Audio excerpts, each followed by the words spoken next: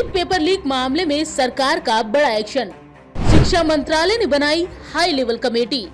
7 सदस्यीय कमेटी तय करेगी एनटीए कितना साफ। इसरो चीफ के पूर्व चेयरमैन राधाकृष्णन की अध्यक्षता में होगी जांच। 2 महीने में केंद्र सरकार को रिपोर्ट सौंपेगी कमेटी।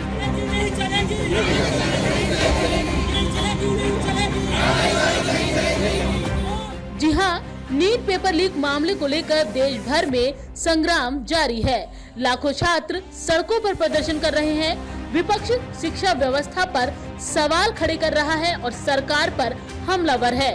अब शिक्षा व्यवस्था पर लग रहे आरोपों के बीच खुद शिक्षा मंत्रालय भी एक्शन मोड में आ गया है।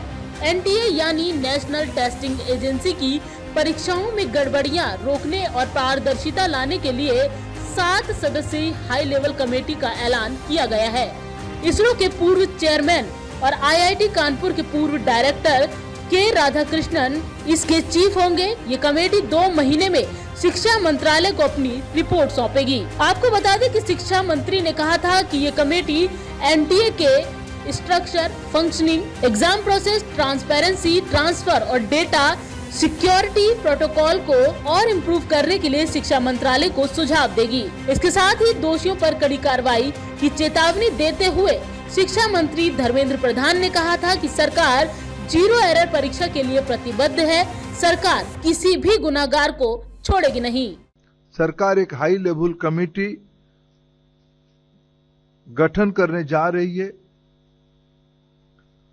जो इस बार प्रकरण में एनटीए के संबंध में, मैंने पहले भी कहा है, एनटीए के संबंध में कई विषय सामने लाए हैं।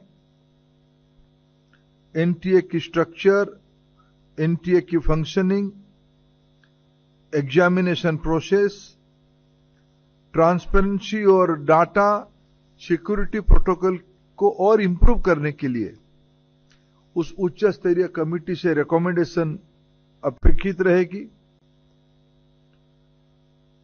हम 0 एरर की परीक्षा के लिए प्रतिबद्ध है। नीट एग्जाम विवाद पर शिक्षा मंत्री धर्मेंद्र प्रधान ने 20 जून को प्रेस कॉन्फ्रेंस में इसकी घोषणा की थी। नीट, यूजीसी, नेट को लेकर मचे घमासान के बीच केंद्रीय शिक्षा मंत्री धर्मेंद्र प्रधान ने माना था कि एनटीए में सुधार की जरूरत है।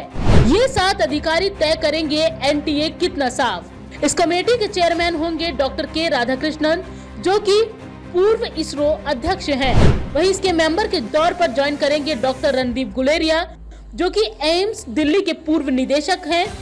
वहीं दूसरे मेंबर होंगे प्रोफेसर विजय राव, जो कि केंद्रीय विश्वविद्यालय हैदराबाद के कुलपति हैं। वहीं तीसरे मेंबर होंगे प्रोफेसर राममूर्ति के, जो कि प्रोफेसर एमेरिटस सिविल इंजीनियरिंग विभाग आईआईटी मद्रास से हैं। चौथे मेंबर होंगे पंकज बंसल, जो सह संस्थापक पीपल स्ट्रॉन्ग्स और बोर्ड सदस्य कर्मयोगी भारत। वहीं 5वें मेंबर होंगे प्रोफेसर आदित्य मित्तल, जो कि आईआईटी दिल्ली में डीन स्टूडेंट्स अफेयर्स देखते हैं। वहीं 6ठे मेंबर होंगे गोविंद जायसवाल, ये शिक्षा मंत्रालय में संयुक्त सचिव हैं। 2017 में वित्त मंत्री निर्मला सीतारमण ने अपने बजट भाषण में एनटीए के गठन की घोषणा की थी। इसका काम देश के उच्च शिक्षण संस्थानों में एडमिशन और स्कॉलरशिप के लिए क्वालिटी टेस्टिंग सर्विस देना यानी एग्जाम कराना है, लेकिन लगातार ये सवालों के घेरे में है। आपको बता दें कि एनटीए ने 9 दिनों में 3 बड़ी परीक्षाएं रद्द या स्थगित की है। 12 जून को नेशनल कॉमन एंट्रेंस टेस्ट रद्द कर दिया गया था। 19 जून को यूजीसी नेट की परीक्षा रद्द कर दी गई थी।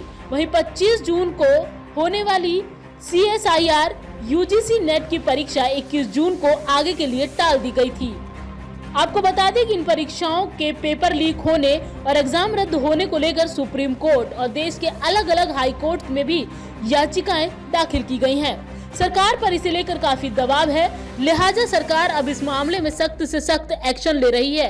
यही वजह है कि पेपर लीक मामले पर जारी विवाद के बीच देश में एंटी पेपर लीक कानून यानी public examination prevention of unfair means act 2024 लागू हो गया है। केंद्र सरकार ने शुक्रवार 21 जून की आधी रात को इसका नोटिफिकेशन जारी किया। ये कानून भर्ती परीक्षाओं में नकल और अन्य गड़बड़ियों को रोकने के लिए लाया गया है। इस कानून के तहत पेपर लीक करने या आंसर शीट के साथ छेड़छाड़ करने पर कम से कम 3 साल की जेल की सजा होगी। इसे 10 लाख तक के जुर्माने के साथ 5 साल तक बढ़ाया जा सकता है। पंजाब केसरी नवोदय टाइम्स के लिए संगीता सिंह की रिपोर्ट, दिल्ली।